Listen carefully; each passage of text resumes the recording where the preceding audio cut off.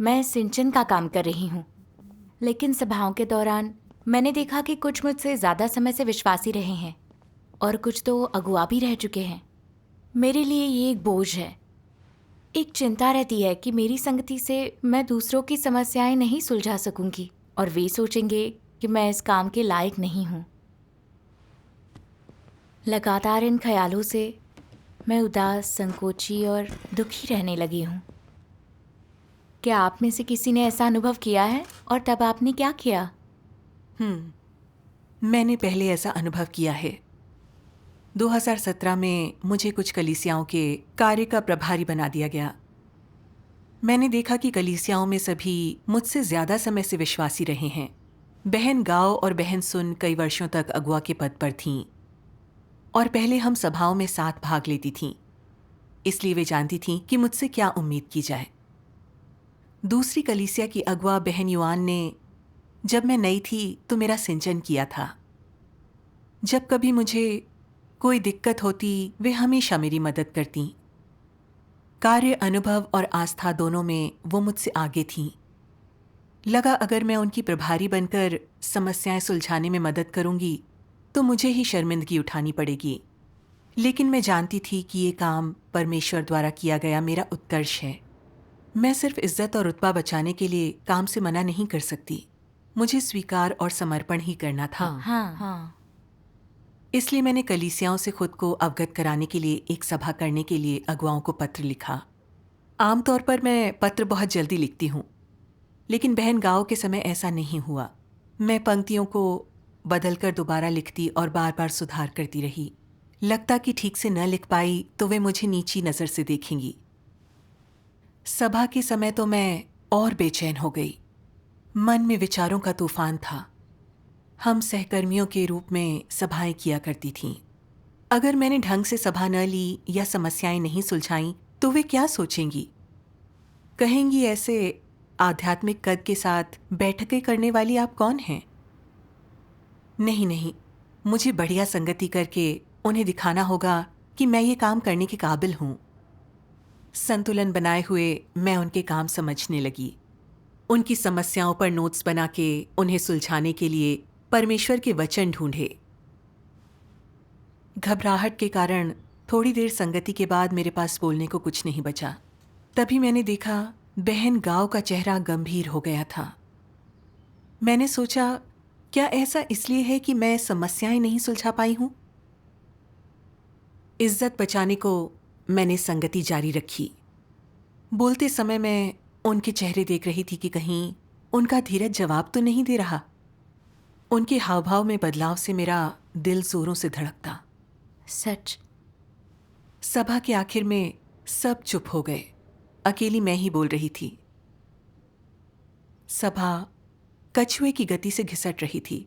लगा जैसे समय थम गया हो। आखिरकार सभा समाप्त हुई और मैं पूरी तरह थकी हारी घर गई। दिन भर कमर तोड़ मेहनत के बाद मैं बस आराम चाहती थी।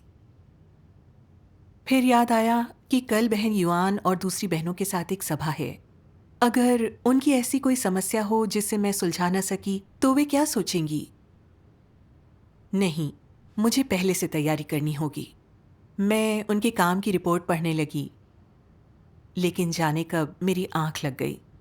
अचानक रात 9 बजे एक झटके से मेरी नींद खुल गई। मैंने सोचा, अजीब बात है, इतनी जल्दी तो कभी नींद नहीं आती।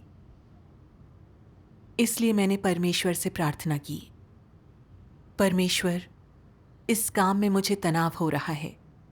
चिंता है कि अच्छी संगति न होने पर मुझे नीची नज़र से देखा जाएगा। मैं बहुत बेबस हूं और नहीं जानती कि इस हालत से कैसे निकलूं। मेरी विनती है कि मुझे रास्ता दिखाओ। फिर मैंने परमेश्वर के वचनों का ये अंश पढ़ा।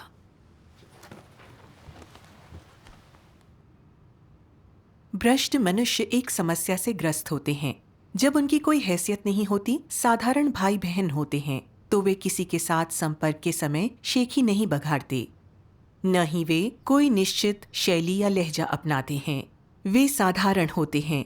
उन्हें न खुद को आकर्षक ढंग से पेश करने की जरूरत होती है, न कोई आंतरिक दबाव। और वे खुलकर सहभागिता करते हैं। वे सुलभ और सौम्य होते हैं और ये महसूस होता है कि वे बहुत अच्छे लोग हैं। लेकिन रुतबा होने पर वे दूसरों के मालिक बनते हैं, मानो उन तक कोई नहीं पहुंच सकता। उन्हें लगता है उन्हें इज्जत मिलनी चाहिए और वे आम लोगों से अलग हैं। वे दूसरों को नीची नजरों से देखते हैं और उनके साथ खुलकर सहभागिता नहीं करते। वे अब खुलकर सहभागिता क्यों नहीं करते? उन्हें लगता है उनके पास ओहदा है और वे अगुआ हैं। उनकी एक निश्चित छवि होनी चाहिए और उन्हें ऊंचा होना चाहिए। अधिक जिम्मेदारी संभालने के योग्य बड़ा कद होना चाहिए। अधिक धैर्य, कष्ट उठाने और खपने की अधिक क्षमता और हर प्रलोभन का सामना करने में सक्षम होना चाहिए। उन्हें लगता है कि वे किसी प्रिय की मृत्यु पर भी नहीं रो सकते। अगर रोना है तो अकेले में रोना चाहिए, ताकि किसी को भी उनमें किसी तरह की कमी, दोष या कमजोरी न दिखाई दे। उन्हें लगता है अगुआ को किसी को नहीं बताना चाहिए कि वे नकारात्मक हैं। उन्हें ऐसी बातें छिपानी चाहिए। उनका मानना है कि ओहदे वाले व्यक्ति को ऐसा ही करना चाहिए। जब वे इस हद तक अपना दमन करते हैं, तो क्या हैसियत उनका परमेश्वर, उनका प्रभु नहीं बन गई है? और क्या उनमें अभी भी सामान्य मानवता है? जब उनमें ये विचार होते हैं, जब वे खुद को इस तरह सीमित कर लेते हैं और इस तरह का कार्य करते हैं, तो क्या वे हैसियत के प्रति आसक्त नहीं हो गए हैं? आमीन। आमीन। परमेश्वर के वचनों ने मेरी हालत एकदम उजागर कर दी। ये सभाएं मेरे लिए थकाऊ और दुखदाई थीं, क्योंकि मुझे प्रतिष्ठा और रुतबे की बड़ी चिंता थी। अगुआ चुनी जाने से पहले के बारे में सोचूं तो बहन गांव और अन्य बहनों के साथ सभाओं में मैं निसंकोच रहती थी। जितना समझती उतनी ही संगति करती थी और विश्वास था कि मेरी सतही संगति के लिए कोई मुझे नीची नजरों से नहीं देखेगा। लेकिन अगुआ होने के बाद मुझे लगा कि ऊंचे पद पर होने के कारण अगर मैंने ठीक से संगति न की या समस्याएं न सुलझाईं तो मेरा सम्मान कम हो जाएगा। मैं सभाओं में दिखावा करती और अपनी बात पर जोर देती ताकि दूसरे मेरे बारे में अच्छी राय बनाएं और कहें कि मैं पद के लायक हूं। मुझे वास्तविक अनुभव नहीं था, लेकिन मैं कमियां छुपाती थी। मैं बस जबरन आगे बढ़ती रही। मैं ये सोचकर खुद को बड़ा समझती रही कि अगुवाओं को खास आध्यात्मिक कद होने के साथ ही हमेशा बेहतर होना चाहिए। मैंने अपनी सभी खामियां और कमियां छिपाईं। कुछ न समझने पर भी नीची नजरों से देखे जाने के डर से यूं दिखाती मानो समझती हूं। रुतबे में आसक्त होने के कारण मैंने खुद ये मुसीबत मोल ली। हाँ। अगुआ का पद देके परमेश्वर ने मुझे प्रशिक्षित होने का एक मौका दिया था ताकि सत्य के जरिए समस्याएं सुलझाना सीखूं। लेकिन मैंने अपना कर्तव्य निभाकर दूसरों की समस्याएं सुलझाने के बारे में नहीं सोचा। अपना काम खुद को आगे बढ़ाने और दिखावे के लिए किया। यहां तक कि भाई बहनों को धोखा भी दिया। मुझ में जरा भी समझ नहीं थी। मैं बिल्कुल बेशर्म थी। मैंने परमेश्वर के सामने आकर प्रायश्चित स्वरूप उससे प्रार्थना की और उससे शोहरत और रुतबे के बंधन से आज़ादी दिलाने की विनती की। आमीन। फिर मैंने परमेश्वर के वचनों का ये अंश पढ़ा। मैं इसे पढ़ती हूँ।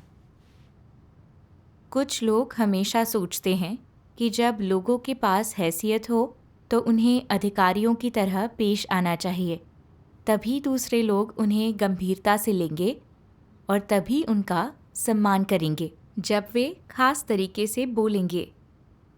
अगर तुम ये समझ पाओ कि सोचने का ये तरीका गलत है तो तुम्हें परमेश्वर से प्रार्थना करनी चाहिए और दैहिक चीज़ों से मुंह मोड़ लेना चाहिए। उस रास्ते पर मत चलो। जब तुम्हारे मन में ऐसे विचार आएं तो तुम्हें इससे बाहर निकलना चाहिए और खुद को इसमें फंसने नहीं देना चाहिए। एक बार तुम इसमें फंस गए और ये सोच विचार तुम्हारे भीतर आकार लेने लगे तो तुम छद्म भेष का एक आवरण लपेट लोगे। इतना मजबूती से कस लोगे कि कोई देख न पाए या तुम्हारे दिल अथवा मन को भांप न पाए। तुम दूसरों से ऐसे बात करोगे जैसे कोई मुखौटा पहना हो। वे तुम्हारा हृदय नहीं देख पाएंगे। तुम्हें लोगों को देखने देना चाहिए कि तुम्हारे दिल में क्या है। लोगों पर विश्वास करो और उनके करीब आओ। तुम्हें भौतिक प्रवृत्तियों से दूर हो जाना चाहिए और इसमें कुछ भी गलत नहीं है। ये भी अपनाया जा सकने वाला मार्ग है। तुम्हारे साथ चाहे कुछ भी हो जाए, तुम्हें सबसे पहले अपनी सोच में मौजूद समस्याओं पर विचार करना चाहिए। अगर तुम्हारा झुकाव अभी भी किसी प्रकार का दिखावा या ढोंग करने की ओर हो, तो तुम्हें जितनी जल्दी हो सके परमेश्वर से प्रार्थना करनी चाहिए। परमेश्वर, मैं फिर से छिपना, चालबाजी और छल कपट करना चाहता हूँ। मैं कितना शैतान हूँ, नफरत के काबिल हूँ। मुझे खुद पर कितनी कोफ्त हो रही है। कृपया मुझे अनुशासित करो, धिक्कारो और दंडित करो। तुम्हें प्रार्थना कर अपना रवैया प्रकाश में लाना चाहिए। ये तुम्हारे अभ्यास के तरीके से जुड़ा है। ये अभ्यास मानवता के कौन से पहलू पर लक्षित है? उस सोच, विचारों और मंतव्यों पर जो लोग किसी मामले में प्रकट करते हैं और जिस रास्ते और जिस दिशा में वे चलते हैं। जब तुम्हारे मन में ढोंग करने के विचार आए तो उन्हें उजागर और विश्लेषण करने, नियंत्रण रखने के लिए परमेश्वर पर निर्भर रहो। जब तुम उनका विश्लेषण करके उन पर नियंत्रण रखते हो तो तुम जो कुछ भी करोगे उसमें कोई समस्या नहीं रहेगी, क्योंकि तुम्हारा भ्रष्ट स्वभाव विफल हो गया होगा और अब प्रकट नहीं होगा। आमीन। आमीन। ईश वचन अभ्यास का एक स्पष्ट मार्ग दिखाते हैं। शोहरत और रुतबे के बंधन तोड़ने हेतु हमें रुतबे का मोह त्यागना होगा। बातों को मन में रखना और छद्मवेश रखना छोड़ना होगा और दूसरों को अपना असली रूप दिखाना होगा। इस तरह सचेत होकर अभ्यास से ही हमारी आत्मा सच में आज़ाद होगी। हाँ, ये वचन पढ़कर मुझे अभ्यास का मार्ग भी मिला। भले ही मुझे अगुआ बनाया था, लेकिन मेरा आध्यात्मिक कद नहीं बदला था। ऐसा नहीं कि कर्तव्य निभाने से मैं सारे सत्य समझी थी और सभी मसले हल कर सकती थी। मुझे अपनी कमियां स्वीकार करनी होंगी। कोई समस्या हल न कर पाई तो मुझे मान लेना चाहिए कि मैं नहीं समझ पाई। फिर मैं समस्या सुलझाने हेतु लोगों से मिलकर सत्य खोज सकूंगी। हाँ। बाद की एक सभा में कलीसिया की अगुवाओं ने संगति के लिए अनसुलझी समस्याएं सामने रखीं। उस वक्त मुझे थोड़ी चिंता हुई। अगर मैंने समस्याएं नहीं सुलझाई तो क्या वे मेरा सम्मान करना छोड़ देंगी? इसलिए मैंने परमेश्वर से प्रार्थना की कि वो मेरा रवैया सुधारे ताकि मैं अपनी कमियां स्वीकार पाऊं। भले ही वे मेरी असली क्षमता देख मेरा सम्मान करना छोड़ दें, मुझे सत्य का अभ्यास करना होगा। अगर हम समस्याएं सुलझा लें तो ये ठीक है। हाँ। इसके बाद मैंने जितना समझा उतनी ही संगति की। मुझे कोई दिक्कत होती तो मैं भाई बहनों को बताती और हम मिलकर समाधान खोजते। इस तरह के अभ्यास से मुझे राहत मिली। मैंने अपने नाम और रुतबे से चिपकना छोड़ा और सभाओं में सुकून महसूस किया। परमेश्वर का धन्यवाद। मुझे लगता कि परमेश्वर मेरा मार्गदर्शन कर रहा है और मैं समस्या पहचान परमेश्वर के वचनों से उन्हें सुलझाने में कामयाब होने लगी। इस प्रकार कर्तव्य निभाकर मैंने स्थिर और शांत महसूस किया। वाकई परमेश्वर का धन्यवाद। आपकी कहानी से कुछ समझ मिली। नाम और रुतबे का लालच छोड़ने हेतु हमें अपनी कमियां न छिपाकर उन्हें स्वीकारना होगा। हमें अपना नाम और रुतबा बचाए रखने की हमारी इच्छा के उलट करना चाहिए। अपनी कमियां, अनसुलझे मसले और अनुचित मंसूबे अपने भाई बहनों को खुलकर बताने चाहिए ताकि हम सत्य खोज उन्हें सुलझा सके। हाँ। इस तरह अभ्यास से हम खुद को शोहरत और रुतबे के बंधनों से छुड़ा पाएंगे। वाकई बाद में कुछ और बातें हुईं जिनके कारण मैंने अधिक गहराई से आत्मचिंतन किया। 2019 में मैंने कलीसिया में संपादन का काम संभाला। उपयुक्त सिद्धांत तय करने हेतु हमें कुछ कलीसियाई लोगों का एक अध्ययन समूह बनाना था। मैंने पहले कभी इतना बड़ा अध्ययन समूह नहीं बनाया था और मैं बहुत तनाव में थी, मानो सीने पर बड़ा पत्थर रखा हो। स्पष्ट संगति नहीं कर पाई तो मेरा नाम खराब होगा। एक बार अगुआ ने नए अध्ययन समूह हेतु संगति में मुझे सक्रिय रहने को कहा। मेरा कलेजा मुंह को आ गया। ये थोड़े से लोगों की कोई छोटी मोटी सभा नहीं थी। अगर इतने लोगों के सामने मैं स्पष्ट संगति नहीं कर पाई तो क्या होगा? वे मेरे बारे में क्या सोचेंगे? कि मुझ जैसी अयोग्य व्यक्ति को संपादन का काम कैसे दे दिया? मैंने इस बारे में जितना सोचा उतनी ही बेचैन हो गई। सभा से पहले मैंने सिद्धांतों को बार बार पढ़ा। मैंने अपना दिमाग लड़ाया कि कैसे उन पर स्पष्ट और नियोजित ढंग से संगति करूं। मैंने परमेश्वर से प्रार्थना कर उससे अपने दिल को शांति और सुकून देने की विनती की। लेकिन सभा का समय आते ही मैं बहुत घबरा गई। मैं संगति करने की अपनी बारी का पल पल इंतजार करने लगी। मैं सिद्धांतों के बारे में चिंतन करने की हालत में नहीं थी। पता नहीं उस सभा से मैंने कैसे पार पाई। मुझे बहुत तनाव हुआ। मैं वैसा आयोजन नहीं चाहती थी। सोचा अध्ययन समूह न बनाकर सबको अपने आप पढ़ने देना चाहिए, तो मुझे खराब संगति करने और सबके सामने शर्मिंदा होने की चिंता नहीं रहेगी। मैंने अगुआ से कहा कि मौजूदा रूप में समूह प्रभावहीन है। आखिरकार समूह रद्द कर दिया गया। किसी दूसरे को मेरे घिनौने इरादों का पता नहीं था, लेकिन परमेश्वर देख रहा था। फिर परमेश्वर ने मेरे लिए एक योजना बनाई। एक बहन ने मुझसे कई बार पूछा, आप सिद्धांतों की जांच हेतु अध्ययन समूह क्यों नहीं बनाती? और कहा वो ऐसे अध्ययन समूह में भाग लेना चाहेगी। उसकी ये बात सुनकर मैंने खुद को थोड़ा दोषी महसूस किया। मैं संपादन कार्य की प्रभारी थी। सिद्धांतों के अध्ययन में अगुवाई करना मेरा कर्तव्य था। लेकिन मैंने अपना नाम और रुतबा बचाने, दूसरों की जरूरतों का ध्यान न रखकर या ये सोचे बिना कि कलीसिया के कार्य के लिए क्या उत्तम है, समूह रद्द कर दिया। क्या मैं लोगों का नुकसान नहीं कर रही थी? मैं बहुत स्वार्थी और नीच थी। फिर मैंने परमेश्वर के वचन देखे जिसमें वो मसीह विरोधियों को उजागर करता है। रुतबे और शोहरत को इतना महत्व देकर मैं अपना मसीह विरोधी स्वभाव ही प्रकट कर रही थी। वचनों में कहा है,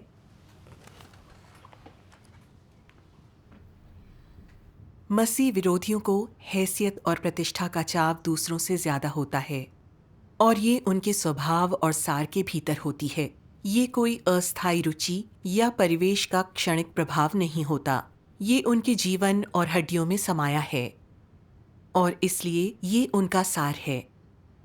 कहने का तात्पर्य है कि मसीह विरोधी जो कुछ भी करता है उसमें पहला विचार अपनी हैसियत और प्रतिष्ठा का होता है और कुछ नहीं।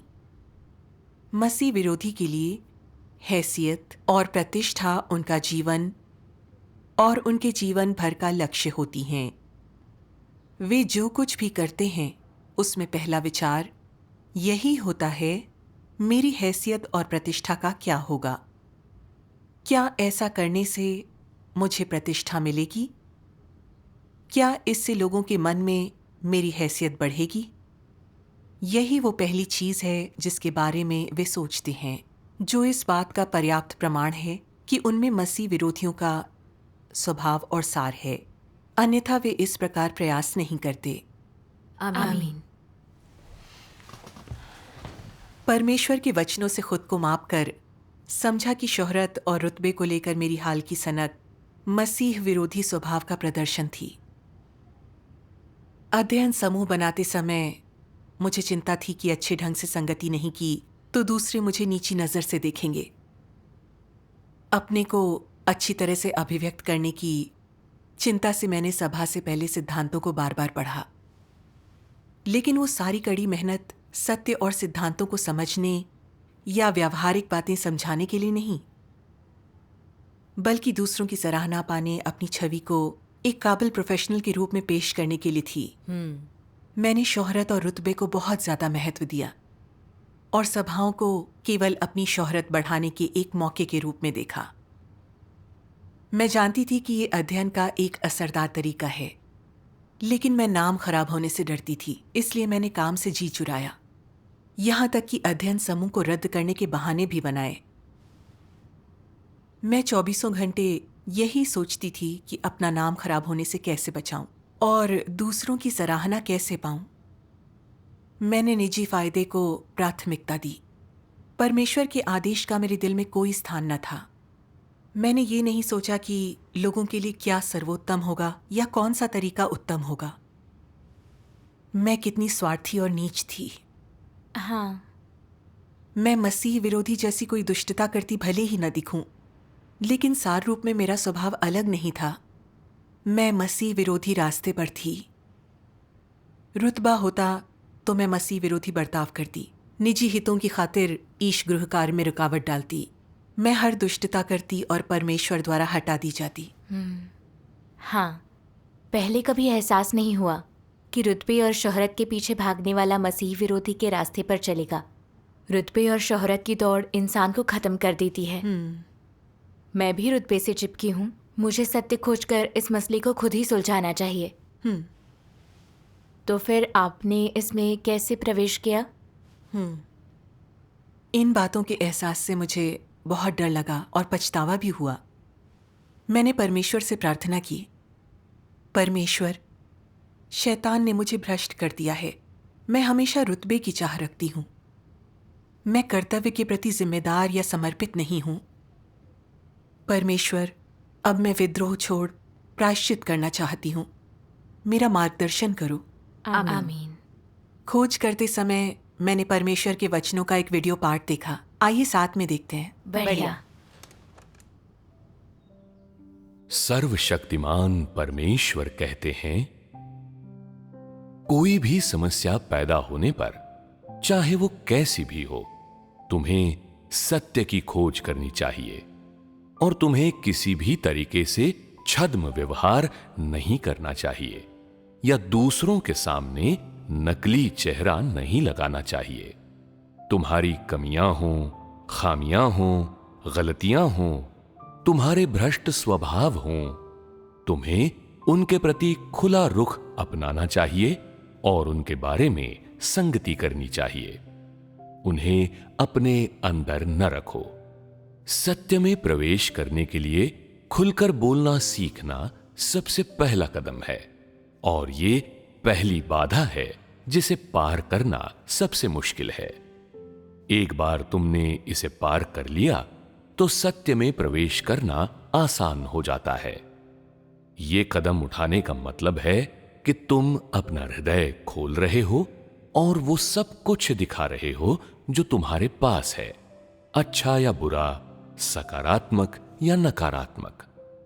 दूसरों और परमेश्वर के देखने के लिए खुद को खोलना, परमेश्वर से कुछ न छिपाना, कोई स्वांग न करना, धोखे और चालबाजी से मुक्त रहना और इसी तरह दूसरे लोगों के साथ खुला और ईमानदार रहना।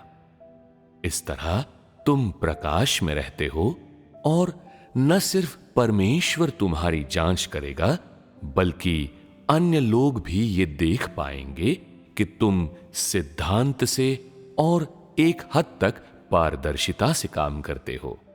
तुम्हें अपनी निजी प्रतिष्ठा, अपने मान सम्मान और ओहदे की खातिर कुछ भी ढंकने की, कोई संशोधन करने की या कोई भी चालाकी करने की आवश्यकता नहीं है। और ये बात तुम्हारे द्वारा की गई किसी भूल पर भी लागू होती है। ऐसा व्यर्थ कार्य अनावश्यक है। यदि तुम ये सारी चीजें नहीं करते हो तो तुम आसानी से और बिना थकान के पूरी तरह से प्रकाश में जियोगे। केवल ऐसे लोग ही परमेश्वर की प्रशंसा पा सकते हैं। आमीन। परमेश्वर चाहता है कि हम सत्य का अभ्यास कर ईमानदार बने। हमें अपनी कमजोरियों, कमियों और भ्रष्टता पर खुलकर बोलना चाहिए। हमें किसी के आगे स्वांग नहीं रचना चाहिए। हमें परमेश्वर की जांच के लिए तैयार रहना चाहिए। तभी हमें परमेश्वर की सराहना मिल पाएगी। हाँ। सच ये है कि मैं वेश बदल सकती हूँ, आध्यात्मिक कद नहीं। मैं भाई बहनों को मूर्ख बना सकती हूँ, लेकिन परमेश्वर को नहीं। मुझे परमेश्वर की जांच के लिए प्रस्तुत होकर एक ईमानदार इंसान बनना चाहिए। हाँ। बाद में हमने कुछ कलीसियाओं के साथ मिलकर अध्ययन के लिए और सभाएं की।